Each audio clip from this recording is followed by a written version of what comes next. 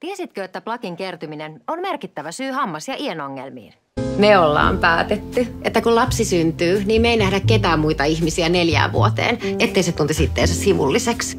Mut hei, miltä näyttäisi juhannus 2027? Olisiko vapaata? Matti, mä ainakin haluan tietää, miltä tuntuu voittaa. Heidi Kukkatalli, liittyneet seuraani joukkueenjohtajan aitioon seuraamaan viimeistä erää. Matti, totta kai. Tämä makkara on ilmainen. Kenen sisä sinä olet? Isä? En kenenkään, hyi helvetti. Mä oon täällä asiakastilaisuudessa tekee vähän taustatyötä, kun mä suunnittelen näiden uuden logon. Alle kuukausi, niin me asutaan täällä päin. Meistä tulee landeja.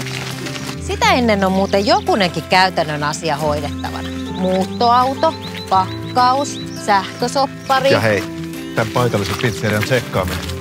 Mulle maistuisi puhdas uusiutuva energia. Heitä löytyy vaihtoehtoja ihan jokaisen makuun. Kiitos. Kiitos.